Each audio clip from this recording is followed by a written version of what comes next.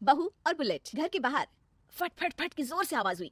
सीमा को लगा कि पटाखे फूट रहे हैं। वो डर के मारे घर से बाहर निकली। देखा तो सामने योगेश यानी कि पतिदेव एक बुलेट बाइक पर बैठे हैं। अरे डर गई क्या? बाइक लेकर आया हूँ तुम्हें घुमाने के लिए। सच में? मुझे लगा पटाखे फूट रहे हैं। अरे पटाखे भी फूटेंगे और मिठाई भी बचेगी। माँ को तो बुलाओ। माँ भी बाहर आ जाती है। अरे योगेश बेटा, इतनी जल्दी आ गया? और ये गाड़ी किसकी है? साहब की है? हाँ माँ, तुम्हारा बेटा साहब से कम है क्या? मेरी है। अरे बेटा, इतनी बड़ी गाड़ी ले ली, इससे तो तू घोड़ा ही ले लेता। महंगी पड़ी होगी ना? माँ महंगी सस्ती छोड़ो और मिठाई लाया हूँ, गांव में बंटवा दो। अरे बंटवा क्यों दो? पीछे बैठो, गांव में बांट कर आते हैं। सब खुश थे। योगेश गांव के बाहर एक कोयले की खदान में मजदूरी करता था। मेहनत और अकल से उसने वहां ठेकेदारी का काम सीख लिया और सूझबूझ से ठीक ठाक पैसा बनाने लगा। गांव में बात फैल गई कि योगेश के घर धमाका गाड़ी आई है। ऐसी गाड़ी पहले कभी किसी ने गांव में तो देखी नहीं थी। योगेश और माँ गाड़ी से वापस घर आ जाते हैं। बेटा, बाबूजी ऊपर से देख रहे होंगे और आशीर्वाद भी दे रहे होंगे तुझे। वो होते तो उनको भी घुमाता माँ। पूरे गांव में नाच नाच के मिठाई बांटने जाते। जैसे मैंने नाच नाच के बांटी थी जब वो अपने लिए एक साइकिल लेकर आए थे। बस बस, बाबूजी दो बात भी सुनाते कि फटफट वाली फटफटी ले आया। सीमा आगे कहती है, अपने लिए तो ये गाड़ी ले आए और मेरे लिए? अरे ये गाड़ी तुम्हारे लिए ही तो है। पक्का मेरे लिए है? अरे पक्का तुम्हारे लिए है। अगली सुबह जब योगेश सो रहा होता है तो उसे बाहर से गाड़ी की आवाज आती है। वो घबरा कर चिल्लाता है, चोर चोर, मेरी गाड़ी ले जा रहा है, चोर चोर। माँ भी जागती है और योगेश के साथ दरवाजे की तरफ भागती है। जैसे ही दोनों बाहर निकलते हैं तो देखते हैं कि सीमा गाड़ी चला रही है। अरे बहू, नाक कटवाओगी क्या? ये क्या कर रही हो? अरे गिर जाओगी, ये क्या कर रही हो तुम? सीमा गाड़ी को रोक कर कहती है, सारे गांव में घुमा लाई, कहीं नहीं गिरी। क्या? सारे गांव में घुमा लाई? अरे लोग क्या कहेंगे बहू, सोचा क्या एक बार? यही कहेंगे कि कितनी अच्छी गाड़ी है। अरे तुम्हारे बारे में। हाँ, कहेंगे ना कि देखो कितनी अच्छी गाड़ी पर बैठी है। बहू गाड़ी रखकर योगेश और सासू माँ के पास जाती है। तुमने कब गाड़ी चलाना सीखा? हमारे बाबूजी के पास पुरानी स्कूटर थी, सीख ली। फिर स्कूल में एक मास्टर जी भी ऐसी ही गाड़ी लेकर आते थे, उन्होंने सिखा दी। हाँ हाँ, स्कूल के मास्टर आजकल यही सब तो सिखा रहे हैं। पढ़ाई का कुछ सिखाते तो कुछ भला होता। अरे बहू, अब गाड़ी मत चलाना। हमारे परिवार में कभी किसी औरत ने पीछे से आगे की सीट पे आने की हिम्मत नहीं की है। तुम भी मत करना, समझी?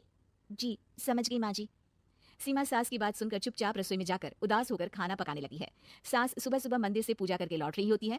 तभी उसे दो औरतें रोक लेती हैं और कहती हैं, अरे बहू को थोड़े अच्छे लक्षण भी सिखा दो। गाड़ी चलाने निकली थी, गांव की मर्यादा का कोई ख्याल नहीं है।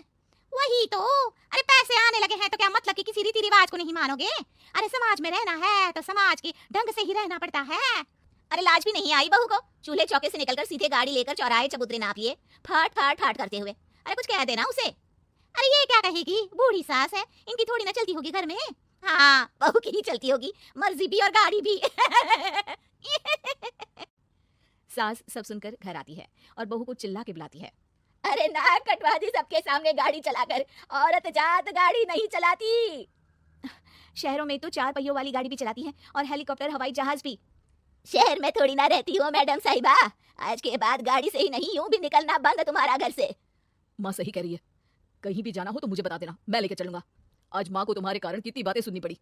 इतना कहते हुए योगेश वहां से चला जाता है। बारिश की वजह से कारखाने के रोड पर कीचड़ रहता है, इसीलिए योगेश गाड़ी घर रखकर जाता है और किसी से लिफ्ट लेकर कारखाने पहुंचता है ताकि नई गाड़ी गंदी ना हो। लेकिन शाम को इतनी तेज बारिश होती है कि उसे वापस आने का कोई साधन ही नहीं मिलता।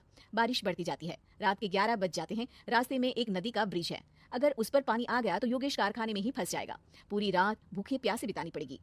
घना अंधेरा, बिजली की कड़कड़ाहट और तेज बारिश। राजेश डर भी रहा था, ठंड से कांप भी रहा था। तभी उसे रोड से आती हुई एक रोशनी दिखती है। वो देखता है कि उसके सामने एक बाइक आकर खड़ी हुई है। वो ऊपर वाले को धन्यवाद देकर उस बाइक वाले आदमी की तरफ बढ़ता है, पर पास जाकर देखता है तो भौचक्का रह जाता है। सीमा, तुम यहाँ इतनी बारिश में गाड़ी पर? पहले बैठो तो, नदी ब्रिज पे आ जाएगी तो जाना मुश्किल हो जाएगा। योगेश गाड़ी के पीछे बैठता है। सीमा गाड़ी चला रही है। मैंने तो तुमको पहचाना ही नहीं। गाड़ी की आवाज तो पहचानी होगी ना? अरे पर मुझे नहीं पता था कि तुम आओगी। अच्छा किया कि तुम आ गई। माँ नहीं आने दे रही थी, पर हमेशा पति पत्नी की रक्षा थोड़ी ना करेगा, पत्नी को भी तो करनी चाहिए। योगेश को सुबह अपने किए पर पछतावा होता है। उसकी आंख में आंसू आ गए जो बारिश की बूंदों में बह गए थे।